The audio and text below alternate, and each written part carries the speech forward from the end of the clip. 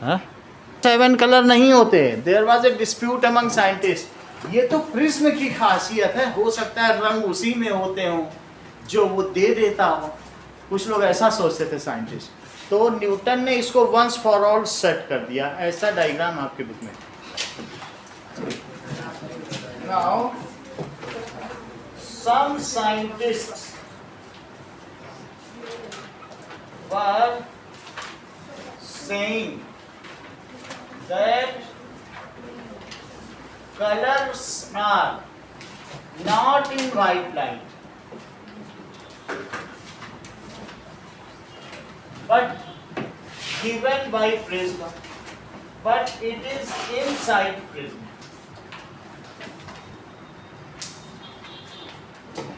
By a inverted prism experiment, Newton has silented them all. उन सभी को चुपचाप करा। By inverted prism experiment,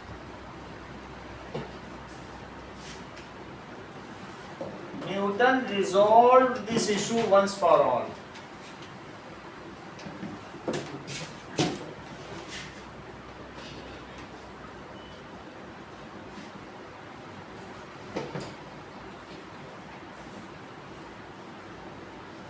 अब देखो इसमें इन्होंने क्या किया, बुक में बना हुआ।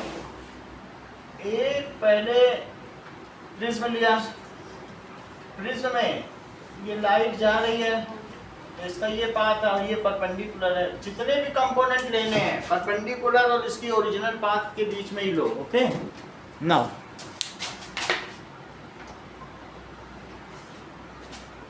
अब देखिए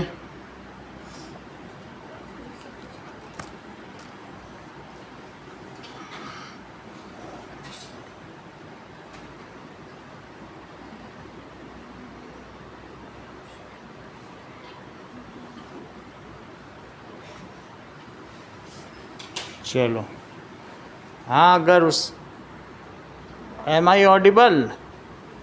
यस सर। ठीक है ओके नाउ अब देखो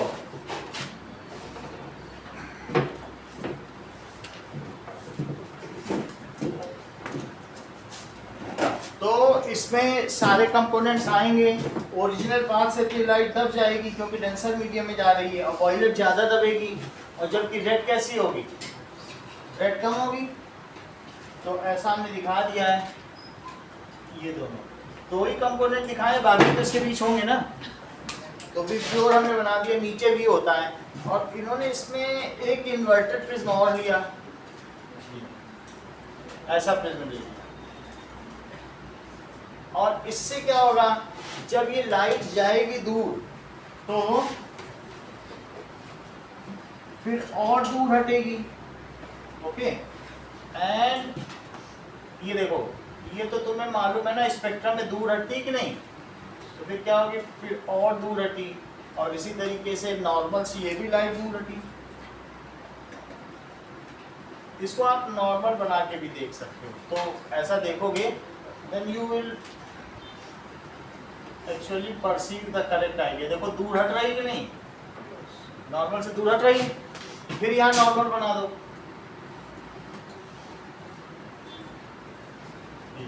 अब इसके बाद जब इन्होंने दो लगाए तो उससे इनको वाइट लाइट मिली। ये देखो वाइट लाइट मिली और ये वाइट लाइट मिली। ऐसा हमें बनाना। ऐसा मैं क्यों बना रहा हूँ, इन दोनों को जरा सोचो। तो क्या ये ऐसा ही प्रिज्म नहीं है जो लगभग ऐसा लग रहा हो कि एक ग्लास है, रेक्टेंगुलर ग्लास है। इन दोनों को मिला के देखो, और नहीं लग रहा है तो मैं थोड़ा सा और ऐसा कर दूं कि आपको लगने लगे। बिल्कुल रेक्टेंगुलर ग्लास है, ऐसे ही चीज़ तो है, बस बीच से कट कर दिया गया है वही बात कि नहीं।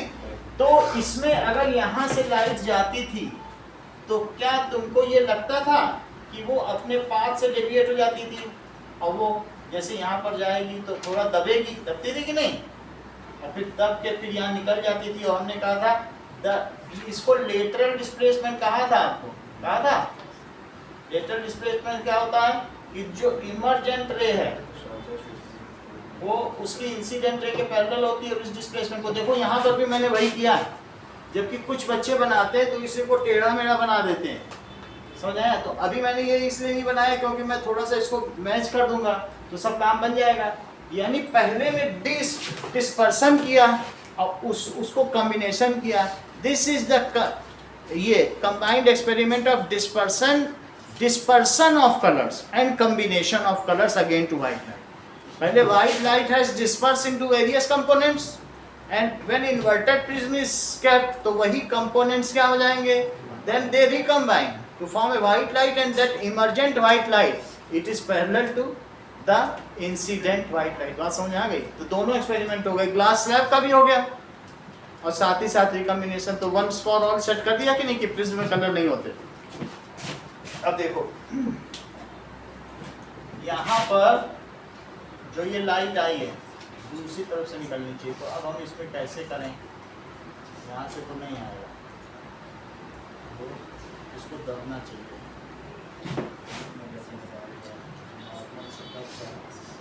ये भी दब जाते हैं, which is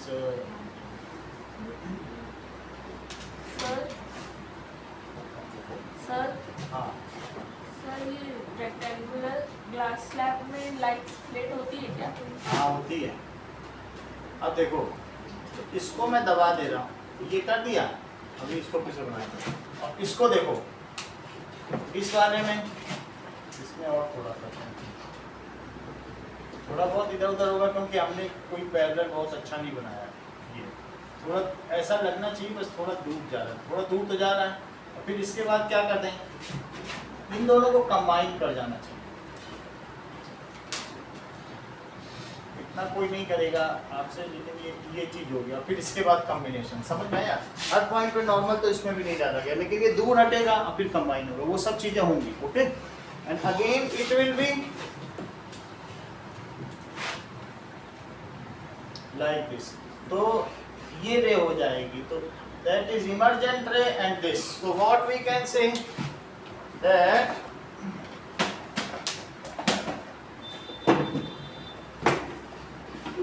in inverted prism experiment क्या होगा, in first prism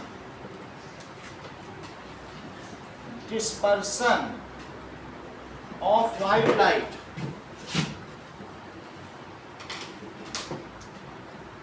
into component colors takes place, जिसको कि V और R कहा गया है। और यही V और R क्या होगा, इस पर एरो भी बनाते जाओ। So these are now combined to form emergent ray into component colors, while in second prism जो इन्वर्टर रखा गया है, these component colors recombine to form white light। जो हम लोग किसी पेपर पर जो डिफरेंट कलर पाते हैं विद ग्योर, उसी को स्पेक्ट्रम कहते हैं। Different component of colours found on screen in increasing और डिक्रीजिंग ऑर्डर ऑफ वेवलेंथ और frequency is called visible spectrum. बात समझ आ गई? हमें उस पेपर पे पाना पड़ेगा ना, सही है? चलो अब देखिए, इन दोनों ही एक्सपेरिमेंट को एक बार हम देख लें, फिर आगे बढ़ें।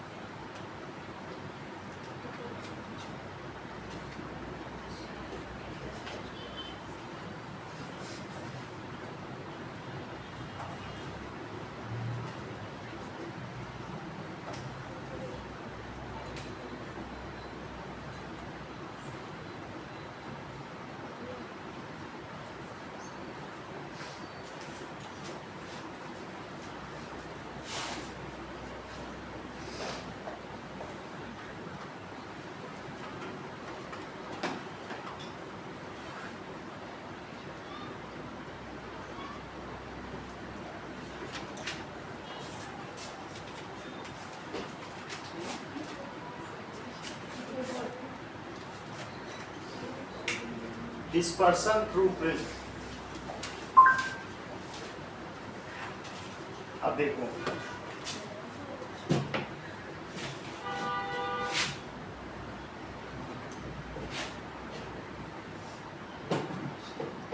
इसमें ये दिखाया गया है कि डिफरेंट कंपोनेंट्स ऑफ कलर धीरे धीरे आ रहे हैं। सो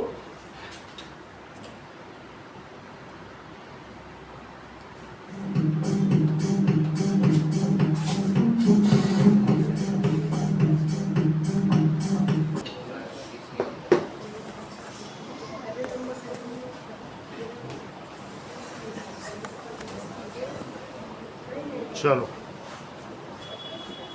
अब देखो यहाँ पर क्या दिखाया जा रहा है। तो आज की इस वीडियो में समझने वाले हैं टोटल इंटरनल रिफ्लेक्शन। तो वो चीजें आइडिया तो होंगी नहीं, बट फिर भी आपको कंसेप्ट समझ आ जाए। तो यहाँ पे मेरे पास में क्या है, लेजर लाइट है, और अगर इस लेजर लाइट को मैं इस ग्लास के थ्रू पास करूँ तो हमें एक टिपिकल रिफ्लेक्शन देखने को मिलेगा। ये लाइट है, यहाँ जो है पानी के अंदर गई और यहाँ पे एयर के अंदर गई, तो यहाँ से यूं जा रही थी ऊपर को चली गई। क्लियर है, ये हमारा हो गया आपका टिपिकल रिफ्लेक्शन। अब देखो, अगर मैं बहुत एक्यूट एंगल पे पानी के थ्रू किसी ये है हमारे पास लेजर लाइट, ये है हमारे पास ग्लास और वाटर का सेटअप। मैंने कोई मिरर आपको प्रोवाइड नहीं किया है, आपको क्या करना है, लेजर लाइट्स।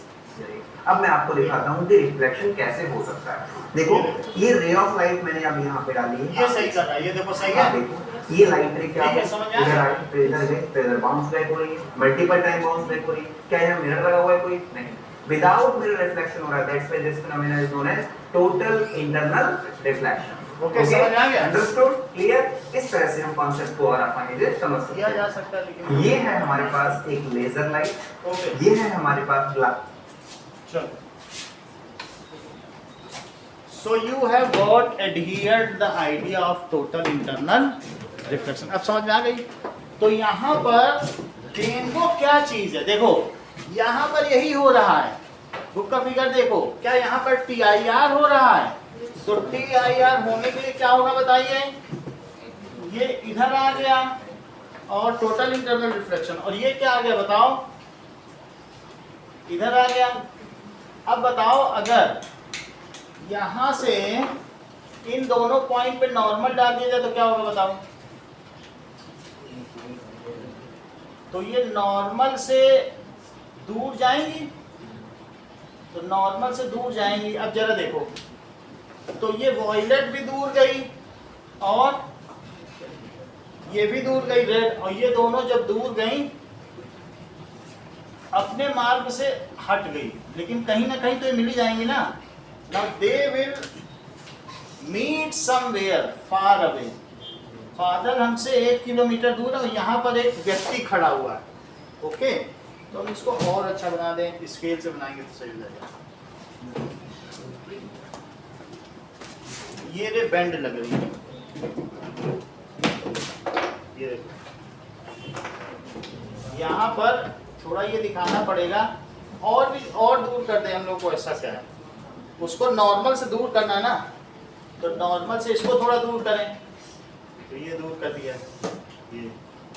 अब इसको भी थोड़ा दूर करें, दूर तो लग रही ना, जानी इधर चाहिए ना, हटी तो है। अब देखो इसको देखिए, रेड वाली को भी, जो इसका रास्ता था, तो इसका रास्ता भी अभी सही नहीं है, बिल्कुल अच्छा सा रास्ता। तो ये इधर ना जाके कहाँ जाना चाहिए बताओ, हट जाना चाहिए कि नहीं? तो अगर नॉर्मल से हट जाएगी तो ये भी इधर भी चली जाएगी। अब ये दोनों आगे कहाँ मिल रही हैं, यहाँ मिल गई, तो देखने वाले को क्या लगेगा, ठीक है, इसी पॉइंट पे अब नॉर्मल डाला जाए जहाँ रेड है, तो ये अपने रास्ते पे ना जाके आगे बढ़ गई। ये तो दिस इज द ऑब्जर्वर, जो कि यहाँ पर खड़ा हुआ है, और वो देखेगा that the person will see कि विब्ग्योर में नीचे भी है और ऊपर क्या है, तो वो ऐसा देख लेगा ना रेनबो को, नीचे भी से शुरू करके और सारे कलर इसी से आ रहे हैं। तो rainbow is a natural phenomena formed by one dispersion, one total internal reflection and one refraction.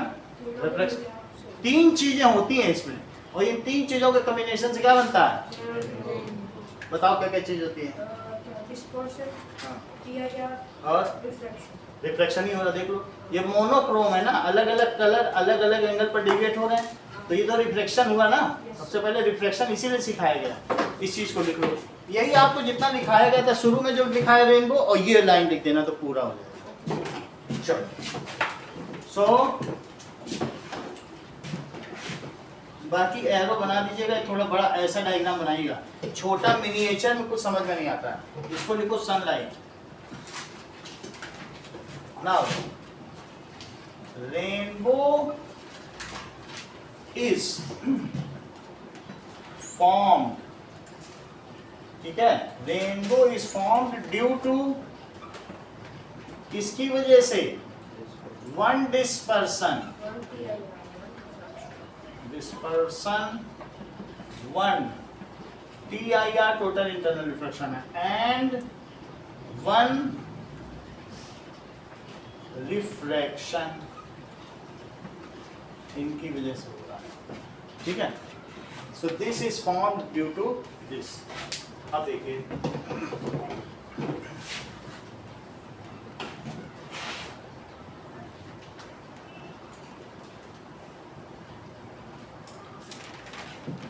Okay,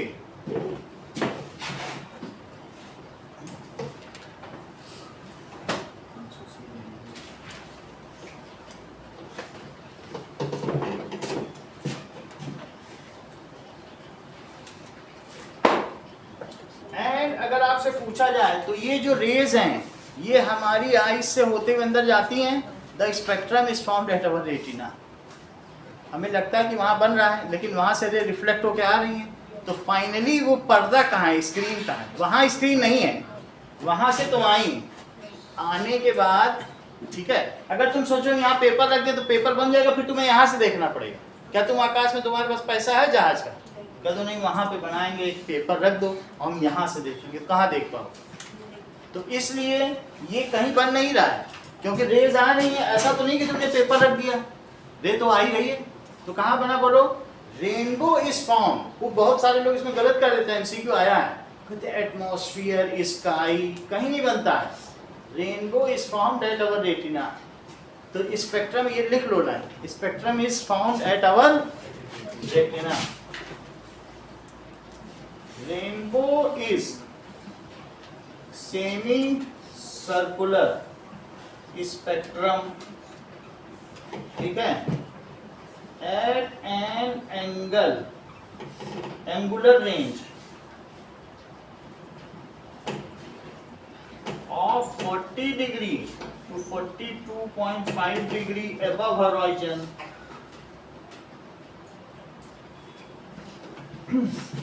horizon से इतना, and it is formed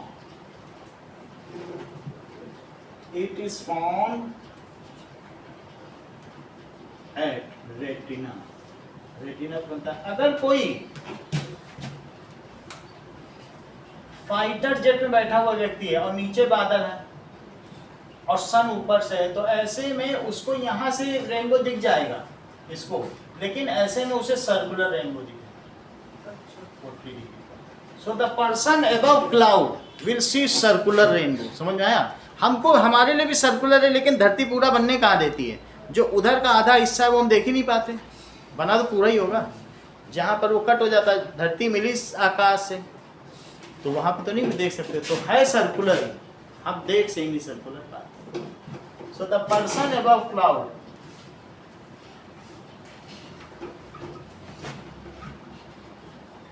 can see circular. उसके लिए भी 40 से 42 की रेंज है, 40 से 42, उतने से उतने तक, ठीक है। कैन सी क्योंकि वही उसका क्रिटिकल एंगल है। So can see circular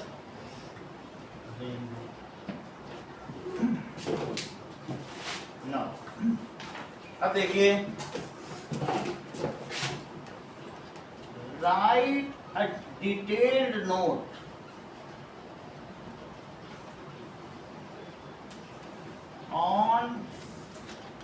rainbow formation, तब तक हम तुम्हारे समोसे का इंतजाम करते हैं। दिव्या ने सुबह ही 200 रुपए दिए हैं।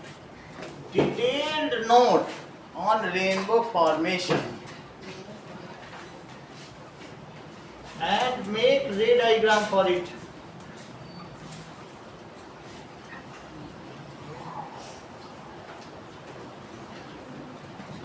मेक, छतरी है ना किसी के पास? कोई छतरी नहीं है? अच्छा देखो, मेक रे diagram for inverted prism experiment. Okay, रे diagram for inverted prism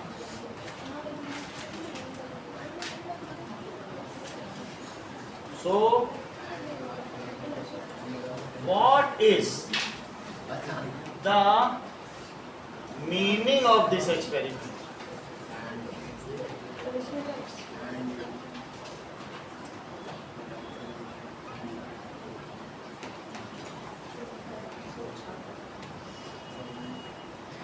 Define TIR.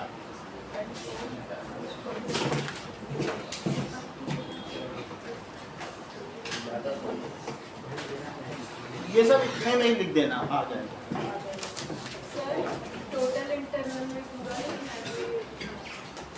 एक दो line. When the ray moves from denser to rarer medium and angle is above critical angle, then ray does not get reflected and totally internally reflect. Following the law of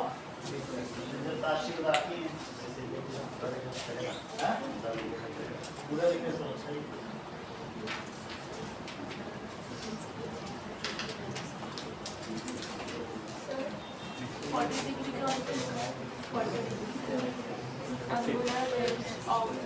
मतलब 40 degree आप उठाओगे तो violet colour दिखेगा, 42.5 पे red खत्म।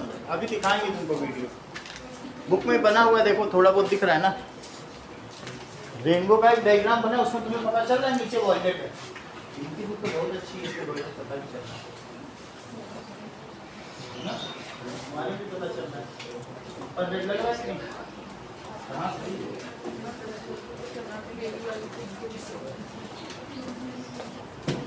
चलो okay,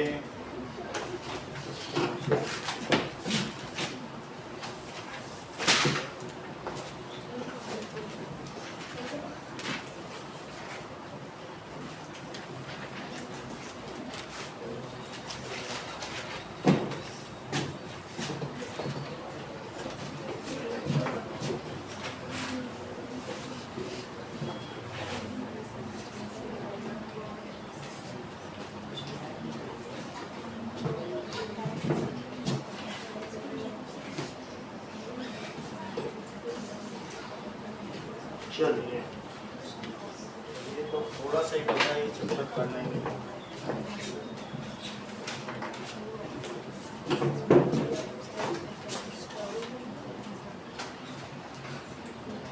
और temperature कम करें क्या? इसकी कम करना है? फिर ज़्यादा अभी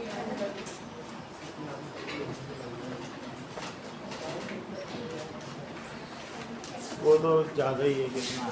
24 है।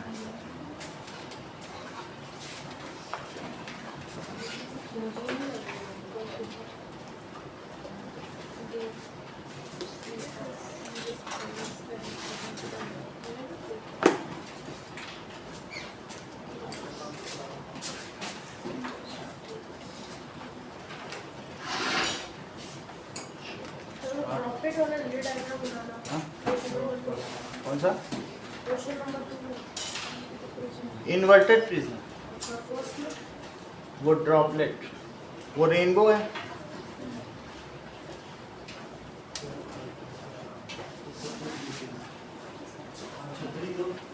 सर मेरे को हाँ?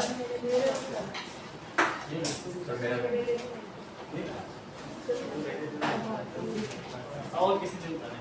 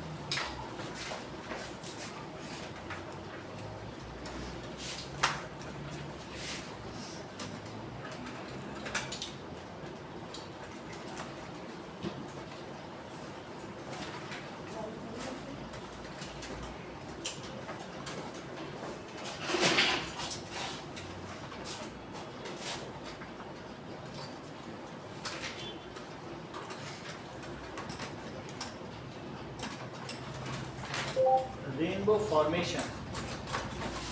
पर अभी बंद होगा रेनबो वहाँ। हाँ अभी धूप कितनी है देखना पड़ेगा, देख के आओ 15 मिनट देखिए।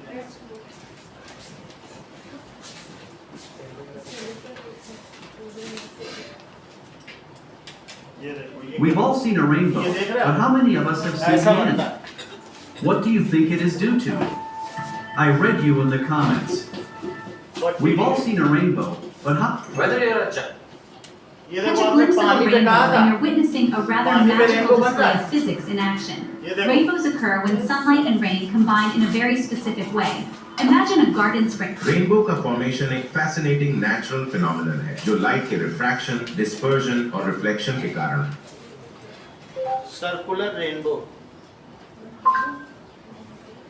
सर्कुलर तो वो ऊपर ही जब कोई देखेगा जब होगा। What on earth is that? Is it a sign from the aliens?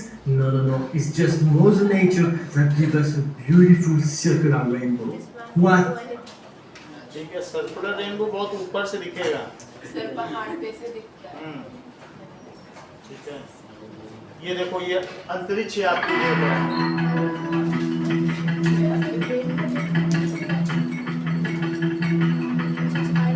को दिखेगा। ये देखो दिखा, ये रेनबो दिखा, सर्कुलर।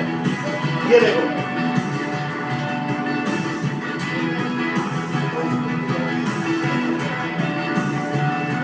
ये ऐसे दिखेगा। समझ में आ गया? ये लोग बादल के ऊपर है। चलो करो।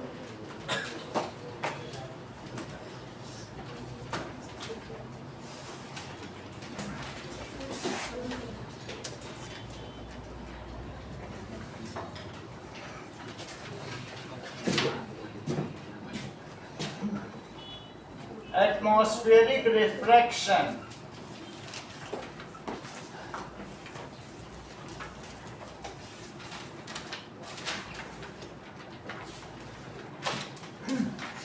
So, एटमॉस्फेयर में कैसा रिफ्लेक्शन होता है? Our atmosphere is multi-layered and dynamic. Multilayered and dynamic है। वैसे भी हमारे जो एटमॉस्फेयर में है सबसे नीचे 10 किलोमीटर तक, 0 किलोमीटर से 10 किलोमीटर तक ट्रोपोस्फियर, जिसमें 1 किलोमीटर की ऊंचाई पर बादल है, और जो फाइटर प्लेन है वो 10 किलोमीटर की ऊंचाई पर उड़ता है, और जो ट्रांसपोर्ट एयरक्राफ्ट जो हम लोगों को ले जाते हैं वो 3 किलोमीटर की ऊंचाई, और फाइटर 10 किलोमीटर। तो सबसे नीचे क्या हुआ अर्थ में बोलो? क्या ट्रोपोस्फियर। अब देखो ये अर्थ है, तो अर्थ में अगर कोई कहे 10 किलोमीटर तक ट्रोपोस्फियर, फिर हाँ ना, अब आगे देखो, इसके आगे फिर 80 किलोमीटर, इसको स्ट्रेटोस्फियर कहते हैं। स्ट्रेटोस्फियर, यहीं पर ओजोन लेयर, सही। उसके ऊपर चले जाओ तो 80 मीटर से ऊपर की ओर इसे मीजोस्फीयर कहते हैं, या इसी को थर्मोस्फीयर भी कहते हैं, जो कि 150 किलोमीटर तक है, 350 किलोमीटर, ये कितने तक है? 350। फिर इसके ऊपर 500 किलोमीटर तक है आयोनोस्फीयर, और फिर उसके ऊपर एक्सोस्फीयर। ये सब एटमॉस्फेयर की लेयर है। आपको मालूम है कि जो सन से रेज आती है वो गामा रेज आती हैं, उनमें इतनी पावर होती है कि यहाँ पर जो O2 और N2 है सारे उसके इलेक्ट्रॉन छिटका देती हैं, बाहर फेंक देती है। आयनोस्फीयर नाम पड़ा क्या? आयनोस्फीयर। वही इलेक्ट्रॉन फिर से यहाँ पर आके कंबाइन करेंगे। अच्छा बताओ, इलेक्ट्रॉन अगर अंदर से बाहर से अंदर गिरे तो हीट रिलीज होगी कि हीट निकलेगी? मतलब अब ये देखो पेन ही है, यहाँ से यहाँ गिर जाए तो इस प्रोसेस में हीट रिलीज होगी क्योंकि अपनी हीट वो छोड़ रहा है। तो यहाँ पर पहले इस पे गामा रे गिरी, तो बोलो जब गामा रे इस पे गिरी तो इसने क्या किया, सारे इलेक्ट्रॉन निकाल दिए, यहाँ तक आके वो एक्सरे बन गई होगी। गामा रे अपनी पावर खत्म कर दी ना, उसने कम कर दी। अब एक्स रे यहाँ तक जब पहुंची तो क्या यहाँ पर वो यूवी बन गई, और यूवी को किसने बचाया, ओजोन, और ओजोन से निकल के वो विजिबल बन गए। विजिबल हमारे लिए सेफ है, समझा। गामा सबसे पहले कैसे कमजोर पड़ी, आयनोस्फीयर में जो वहां पर लेयर थे। अच्छा, वो जब यहाँ कंबाइन हो क्या यहाँ हीट रिलीज हुई होगी, यस हीट रिलीज हुई होगी। 500 डिग्री का यहाँ टेम्परेचर है, और यहीं पर कल्पना चावला की गास्केट फट गई, यहीं पे मर गए। लोग कहते हैं थर्मोस्फीयर से निकल गए, तो स्पेस क्राफ्ट निकल जाए, कल्पना चावला निकल ही नहीं सकी, वो यहीं मारी गई। वो बात समझा गई, उसकी गास्केट पिघल गई, सही। तो तुमको सारे पता चल गए। हमारा एटमॉस्फेयर डायनेमिक है और क्या मल्टी लेयर्ड नहीं है।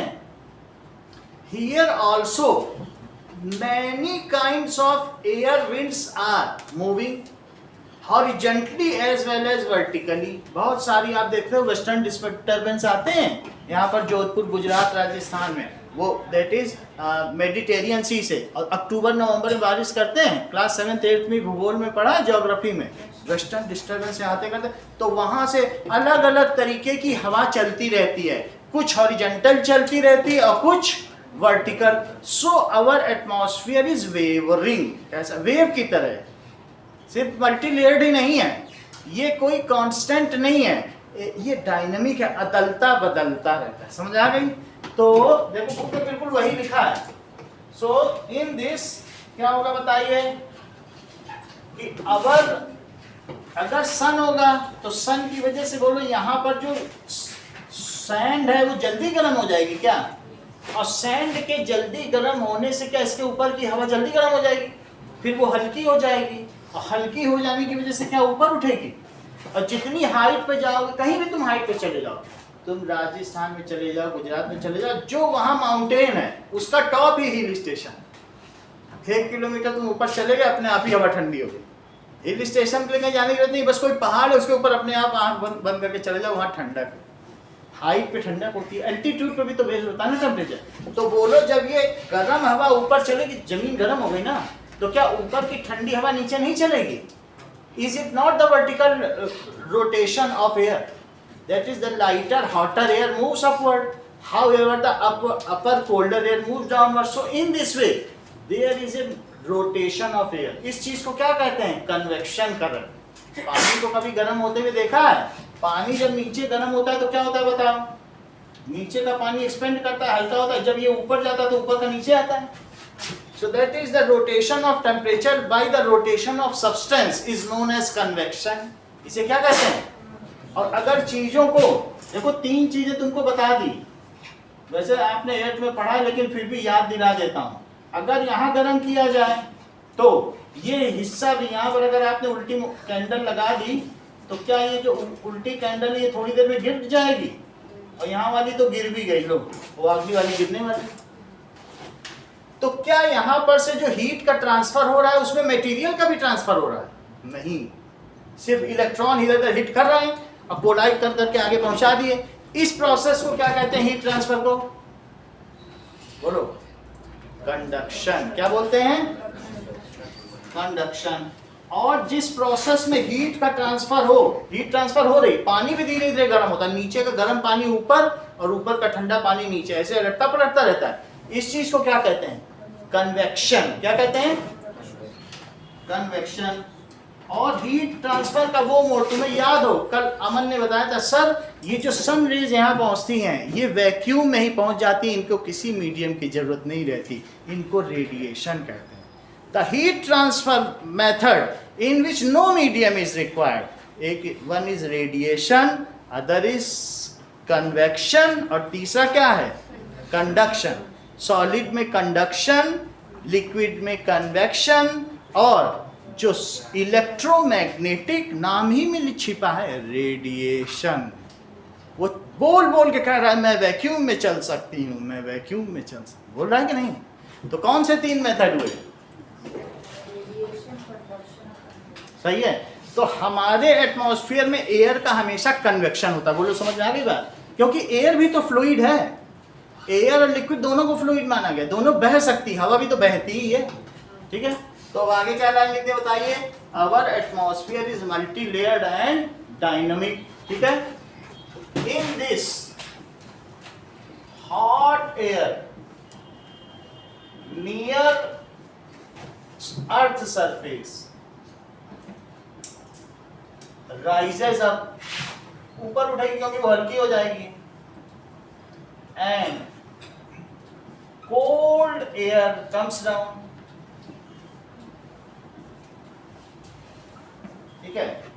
इसके अलावा भी धरती में क्या तुमने कभी ये देखा है कि डे विंड और नाइट विंड क्या होती है? जैसे यहाँ पर सन है, सी ब्रीज होती है कि नहीं? तो दिन में जो पानी होगा वो 20 डिग्री सेल्सियस, जमीन 50 डिग्री सेल्सियस है, तो क्या यहाँ की एयर एक्सपेंड कर जाएगी और एक्सपेंड होकर के ऊपर उड़ जाएगी, और ऊपर उड़ने की वजह से जब यहाँ कोल्डर एयर है तो कोल्डर एयर ये ऊपर उड़ी तो इसमें जगह मिल गई तो ये आ गया। तो इसकी वजह से क्या होता है बताओ? That is known as horizontal wind direction. एक वर्टिकल का तो ऊपर बता ही दिया कि मान लो ऐसे ऊपर जाए तो पहाड़ों से नीचे, और जो समुद्र के किनारे वहां कौन से चलती है? That is known as horizontal direction. रात होने पे क्या होगा?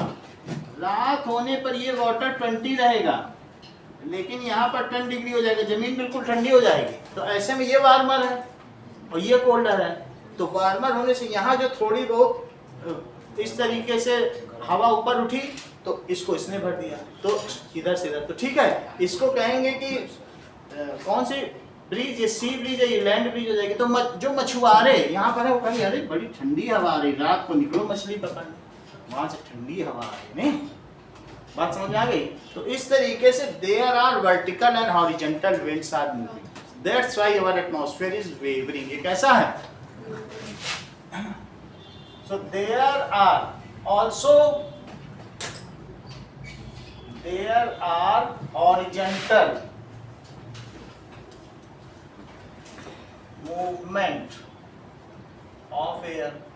क्या आपको ये बात पता है कि अर्थ में ये जो छोटा नागपुर या मालवा का पठार है, ये बिल्कुल सही कह रहे हैं, तो यहाँ पर जो छोटा नागपुर का एरिया है ये 60 डिग्री तक गर्म हो जाता है और हवा उठती है, और यहाँ पर थोड़ी दूर पर अफ्रीका है, मेडागास्कर, देखो इस सब पूरा जानते हैं।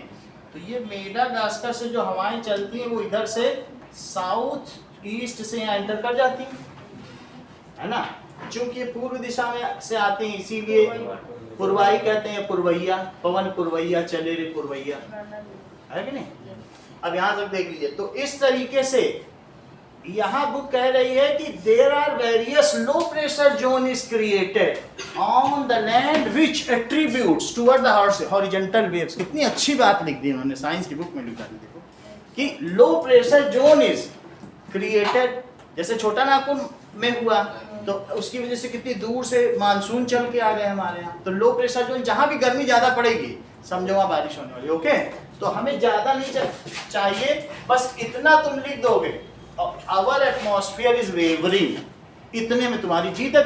तुम्हारे आगे के सारे क्वेश्चन में पूरे के पूरे number. Our atmosphere is multi layered and dynamic, there is horizontal and vertical movements of air takes place, that's why it is wavering. Wavering का मतलब कंटिन्यूअसली चेंजिंग, ठीक है। सो क्या लिखते हैं नाउ?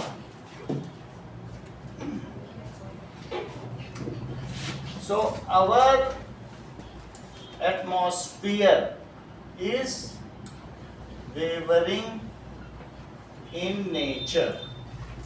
wavering का क्या मतलब है? Continuously changing, continuously changing होता रहता है। अब देखिए, अगर ये कंटिन्यूअसली चेंज हो रहा है तो हमारे अर्थ के ऊपर ये मान लीजिए स्टार है और ये एटमॉस्फेयर है, तो इससे लाइट आई स्टार से, स्टार्स लाइट आई।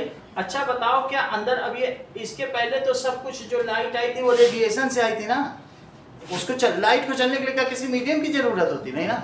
चलो लाइट आ गई, अब इसके बाद यहाँ रिफ्लेक्शन होगा तो क्या ये अंदर दबेगी?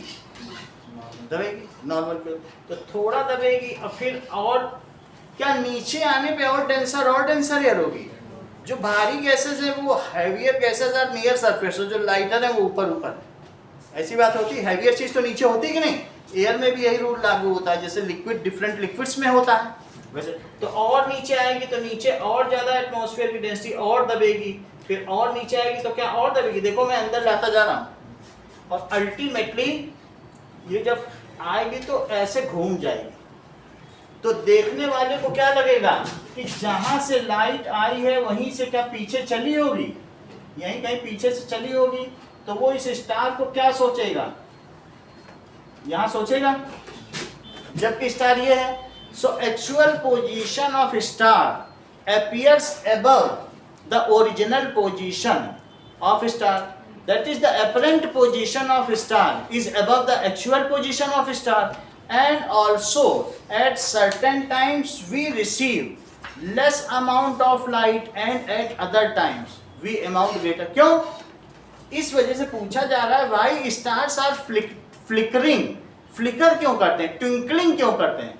तो ट्विंकल क्यों करते हैं? Stars are very far away from us, वो बहुत दूर है। So we receive only a very less amount of light, and that lesser amount of light also varies. वो क्यों वेरी करती है? क्योंकि हमारा एटमॉस्फेयर वेवरिंग है। वेवरिंग की वजह से कभी कभी हमें उससे पूरी लाइट मिल जाएगी और कभी आधी मिलेगी। तो इस वजह से क्या होगा, at certain time we receive lesser amount of time and at certain time we receive also the position of star is continuously changing. क्यों? क्योंकि जब हमारा वेवरिंग नेचर है तो कभी हम कैसे पाएंगे, कभी कैसे पाएंगे, यही मुड़ेगा, कहीं कुछ भी करेगा। So that's why the combined effect of changing position and variation of light attributes towards twinkling of star. इस चीज को लिखना। Now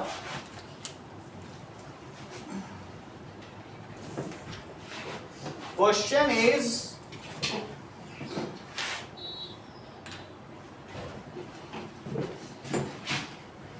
why stars twinkle?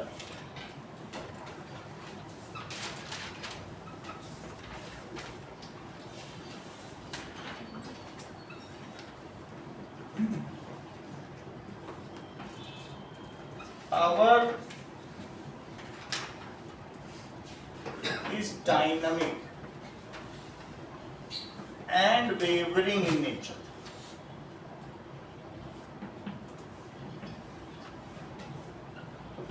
Moreover,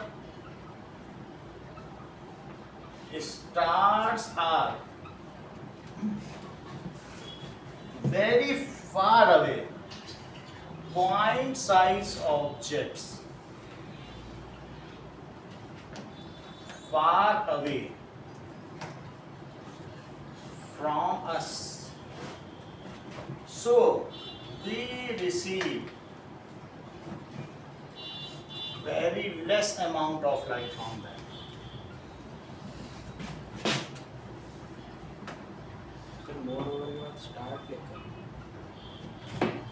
stars समझे पॉइंट साइड और बहुत दूर है। सो इस वजह से हम उनसे बहुत थोड़ी लाइट पा पाते हैं।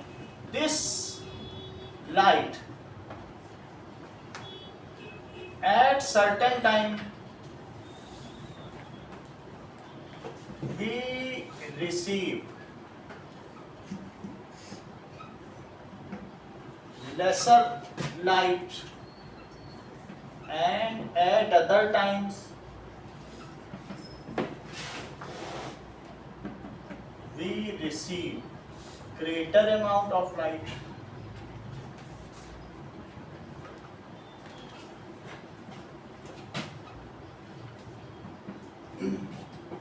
ठीक है, the position of star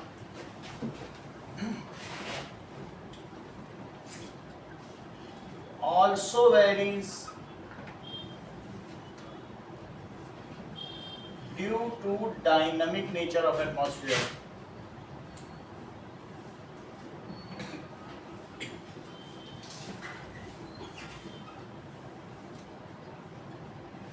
this gives twinkling effect to star. उनसे हमें लाइट कभी कम मिल रही, कभी ज्यादा मिल रही, उनकी पोजीशन भी फ्लक्चुएट हो रही, यही तो टिमटिम है, टिमटिमाना।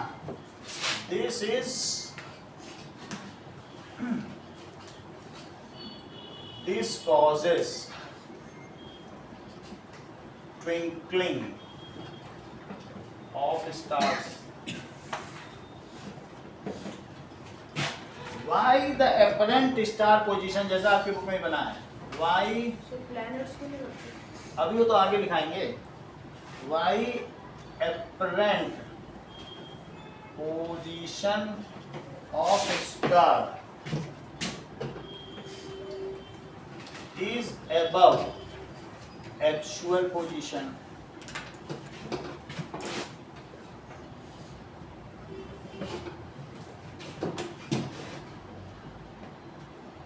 It is due to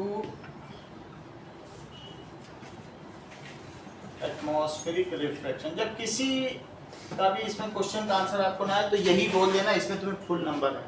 कुछ भी ना आता हो यही लिख के चल जाना। एटमॉस्फेरिक रिफ्लेक्शन वर्ड टीचर ने देख लिया तो उनकी आंखों में चमक आ गई।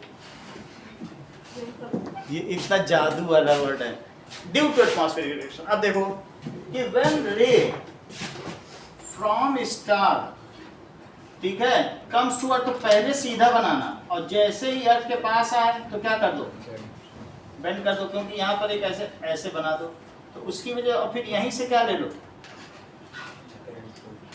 अपरेंट पोजीशन, और यहाँ ऐसे बना दो। सही है, उसको सीधा बना लीजिए कि यहाँ से सीधा है।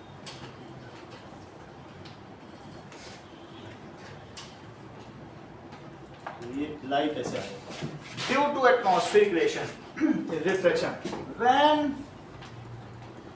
फ्रॉम, ये किस तरीके से सेल्फ इल्यूमिनेटेड है ना, when from light from luminous object है नहीं, when light from star reaches to earth then it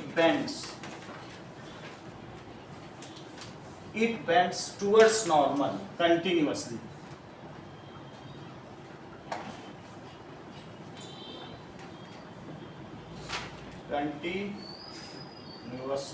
On entering the atmosphere,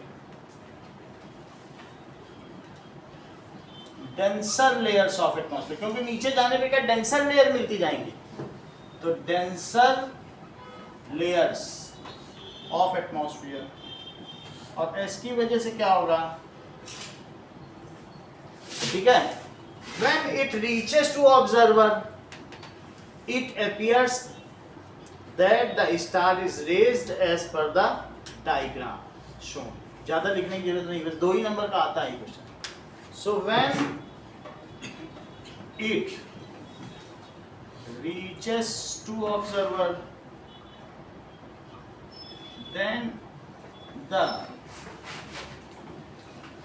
position of star appears raised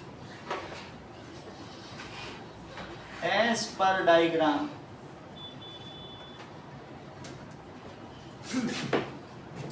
जो तेज बच्चे होते हैं वो पहले से ही अगला प्रश्न तैयार करके रखते हैं, जैसा कि मयंक ने दिया। So why star twinkles but moon does not twinkle. Stars twinkle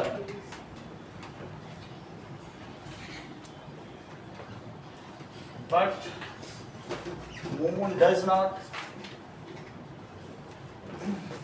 Why? So star के ट्विंकलिंग के बारे में तो हमने सारा कह दिया, अब मून के बारे में इतना लिखने के बाद आप लिख देना, so moon is nearer to earth and can be considered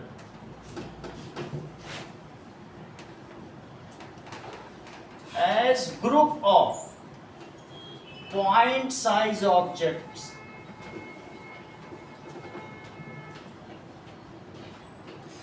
point size object जो कि हम पे रिफ्लेक्ट करता है, लाइट जो उस पे सन से पड़ती है वही तो हम पे भेज देता है, ठीक है। These point size objects, ठीक है,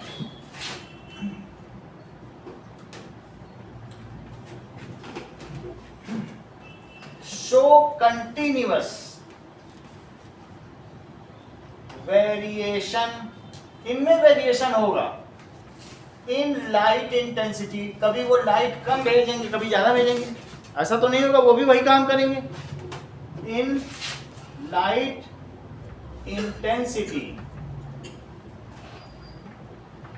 but the average some of variation of all intensity, देखो इन तारों ने, आधे तारों ने 50% पॉइंट्स ने हमें जिस समय कम लाइट भेजी उसी समय 50% उसके बगल वालों ने ज्यादा भेजी, और जिस समय बगल वालों ने ज्यादा भेजी तो इन्होंने कम भेजी, लेकिन उनका एवरेज वेरिएशन तो जीरो हो गया। हम तो एक ही साथ सबको देख रहे हैं, तो इस वजह से हमको इसमें फ्लिकर नहीं दिखाई पड़ता। The average variation of total intensity of all group of points, it is zero, so moon does not flicker. बात समझ आ गई ना? आधे जिस समय पहले ये कम भेज रहे थे तो ये ज्यादा भेज रहे थे, अब ये ज्यादा भेजें, अब वो सब छितरे हुए, ये नहीं कि आधा चंद्रमा कम भेज रहा है और आधा इधर, ऐसा नहीं है, उसी में से ही कहीं कहीं वाले, कभी वो कम भेज जाए फिर बगल वाले, क्योंकि वो एक वेवरिंग नेचर ना। तो क्या होगा बताइए, ये लैंग्वेज बिल्कुल बुक में जैसी है वैसी ही लिखना, तभी पूरे नंबर में। देखो क्या लिखा है, तो but the total variation in amount of light entering our eye from the individual points and sources will average out to zero, लिखा है ना? बस दूसरी लाइन पढ़ो, टोटल वेरिएशन, कहाँ पे पढ़ रहे हो बताओ, इनको बताओ। पर टोटल वेरिएशन किसकी वजह से? Total variation in amount of light, जो हम वेरिएशन देख रहे हैं वो वेरिएशन हमारी आंखों में नहीं हो रहा, वेरिएशन अमाउंट ऑफ लाइट है जो तुम्हारी आंखों में इंटर कर रही, वो है ही नहीं, क्योंकि सारा मिलकर जीरो हो गया।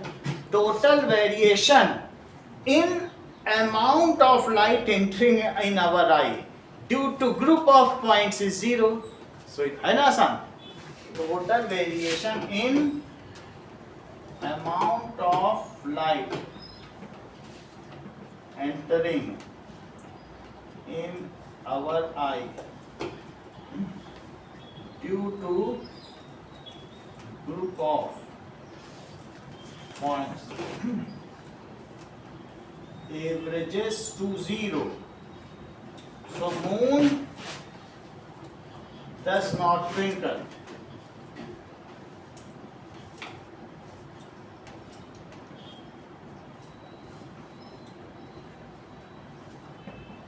इसलिए मून ट्विंकल नहीं करता।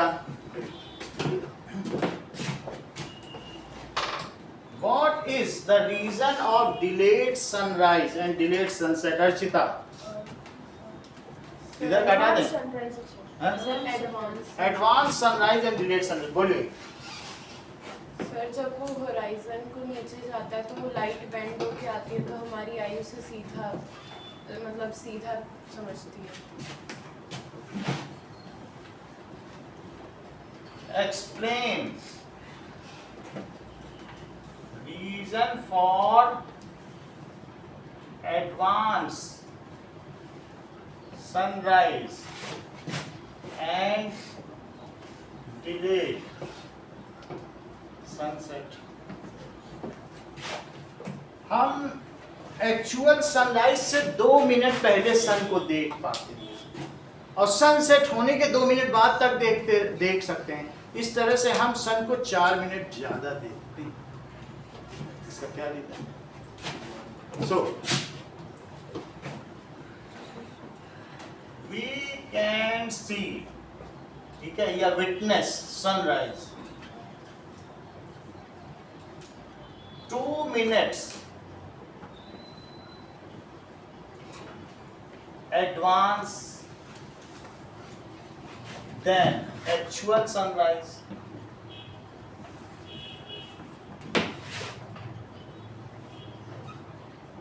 As well, we continue to see sun 2 minutes after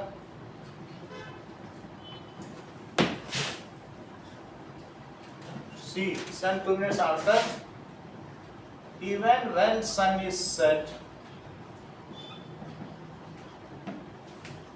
ठीक है, अब चलो देखिए, इस पर अर्चिता ने बहुत ही क्लियरली चीजों को हम लोगों के सामने रखा है, तो हम सब समझें कि अर्चिता ने क्या क्या बातें कही हैं और उनका गूढ़ अर्थ क्या है।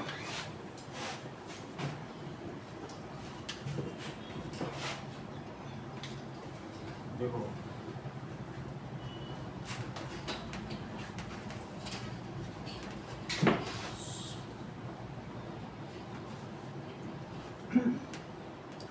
सन यहां पर है, तो इसमें इधर का कर दिया क्या?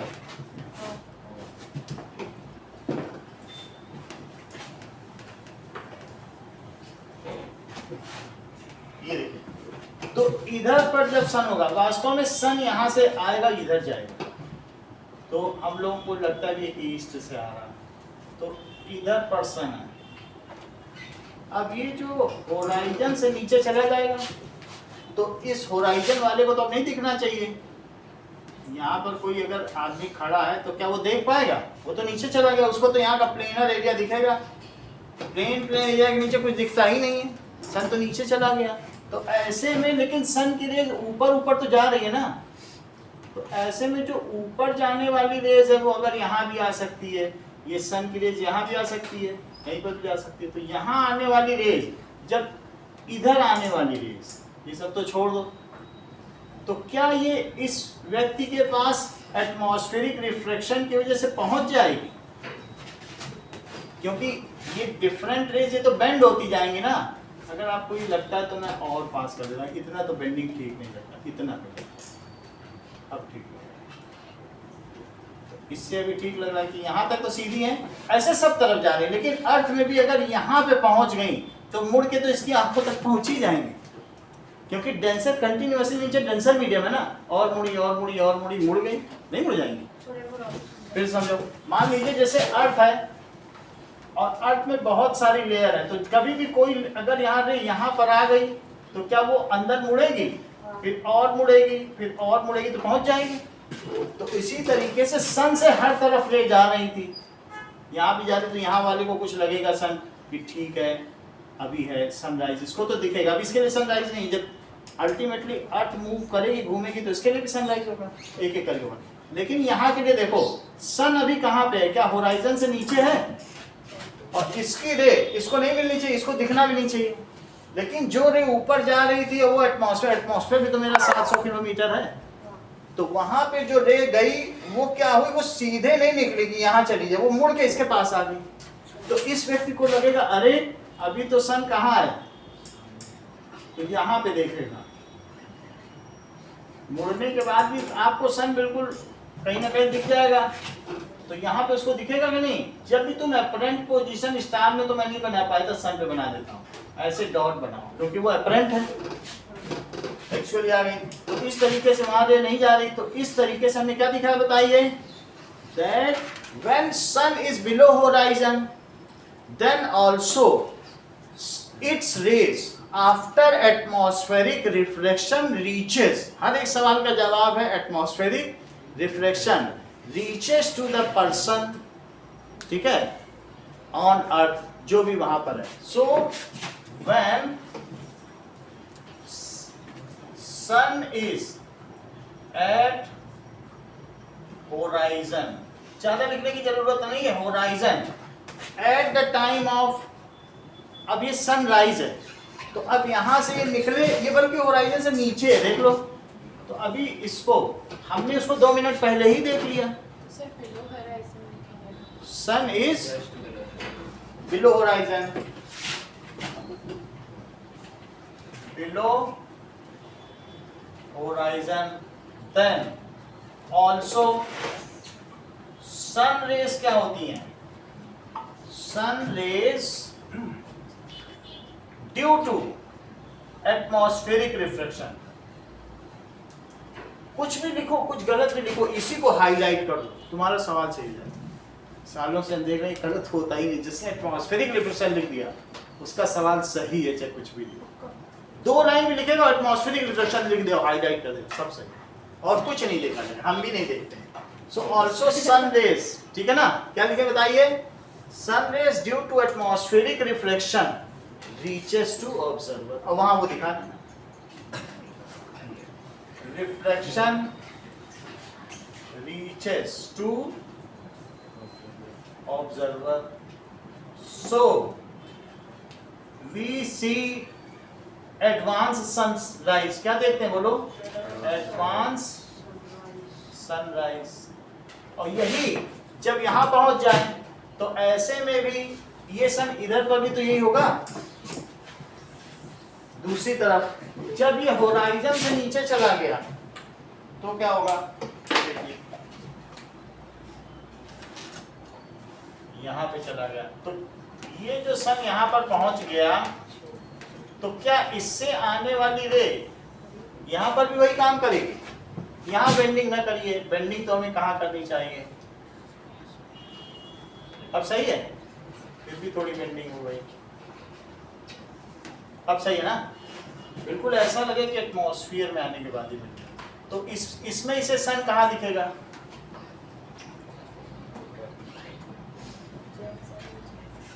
यहाँ दिखेगा कि नहीं? KB2 में तुम जैसे इंटर करोगे लिखा है उदेति सविता रक्तम रक्तम अस्तनेर चा संपत्तव चा विपत्तव चा माकान, जहाँ वाटर कूलर लगा है उसके सामने। अभी पुताई कर दी होगी हम तो 1 साल पहले, लेकिन संस्कृत के श्लोक नहीं लिखे क्या? अगर लिखा होगा तो ये सबसे पहला नहीं लिखेंगे जूनियर विंग में। चलो अब ये देखो, इतना बात समझ में आ गई? तो ये उगता हुआ सूर्य भी लाल है, अस्त होता हुआ भी लाल है। संपत्ति और विपत्ति में महान पुरुष एक जैसे हैं। अभी देखो, to see advance sunrise when sun during sunset, when sun goes below horizon, during sunset, when sun goes below horizon, then also its rays reaches to observer. हाँ, अमन सेंटेंस पूरा करो। Reaches to observer due to low, इनको सब पता है। Due to atmospheric refraction. जब भी कोई आपसे पूछे कि इसका क्या कारण, बोल देना वायुमंडलीय अपवर्तन। बस इस तरीके से वो नीचे चला गया लेकिन फिर भी इसको दिख गया। सही है? Due to atmosphere, so we witness, इसलिए वो में दिखता रहता है। वो डूब गया जब भी दिख रहा है। अब उसमें कहते हैं कि इतने बजे इफ्तार होगा, इतने बजे रोजा होगा, कह रहे अरे तो डूब गया, और कह रहे डूबने पे होगा, अरे वो तो एटमॉस्फेरिक रिफ्लेक्शन एक्चुअल में हो गया। सूरज निकला तब भी वो लोग इफ्तार, सहरी, रोजा सब करते हैं। बोले वो तो वायुमंडलीय अपवर्तन है, उसका हमारे यहाँ नहीं मानेगा। ड्यू टू एटमॉस्फेरिक रिफ्लेक्शन, समझ में आ गया? तो इसलिए so we witness delayed sunset. इस वजह से हम क्या विटनेस कर रहे हैं? So we witness delayed sunset. आगे का खेल अगली क्लास है। हाँ, डाउट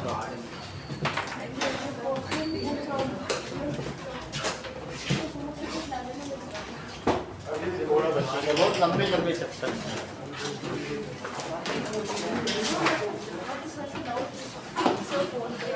हाँ, फोन करना है ना। Good evening.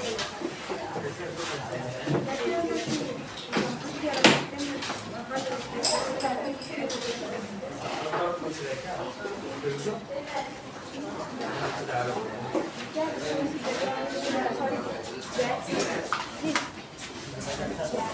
Okay, thank you girl,